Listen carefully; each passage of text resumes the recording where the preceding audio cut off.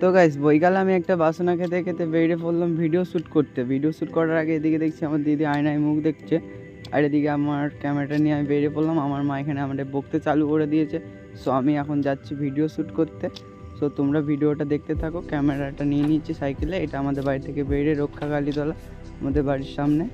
So এখন যাচ্ছি আমি মধুবাগানের দিকে। এখন চলে এসেছি মধুবাগান টাওয়ারের কাছে, দেখতে পাচ্ছ বাগানের ভেতর দিকে যাব। তো বাগানের এদিকে ভিউটা অনেক সুন্দর, তো তোমরা ভিডিওটা দেখতে থাকো। আমি বাগানের ধারের ভিউটা খুব সুন্দরভাবে তোমাদেরকে দেখাচ্ছি, কেমন লাগছে অবশ্যই কমেন্ট করে জানাবে। আর আমাদের এই মধু বাগানে কে কে এসছো পোপাই গ্রামের ভেতরে, তো অবশ্যই কমেন্ট করে জানাবে। এখন দেখাচ্ছি পুকুর পাড়টা কিন্তু খুবই সুন্দর। বাগানের ভেতরে মাঝখানে একটা পুকুর, রাস্তার ধারে খুবই সুন্দর।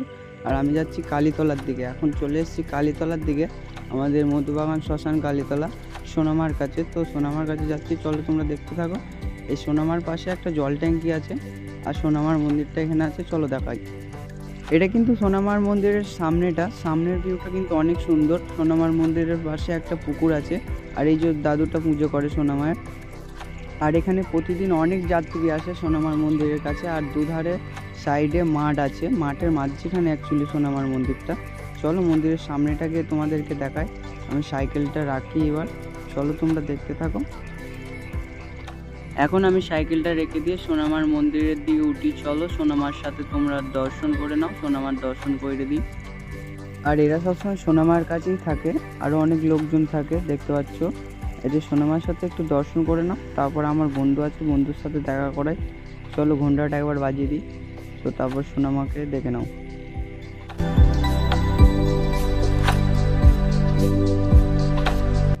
তারপর সোনামার দর্শন করে কেমন লাগলো অবশ্যই কমেন্ট করে জানাবে। আর এদিকে দেখছি আমার একটা বন্ধু শুয়ে আছে, সো এখানে বসে কিছুক্ষণ আড্ডা মারবো, তারপরে দুটো ভাই আসবে, তারপরে আমরা রিল বানাতে যাব। সো এদিকে কালীতলার পিছন দিকটাই আমি একটু বসি, চলো তোমরা ভিডিওটা কন্টিনিউ দেখতে থাকো।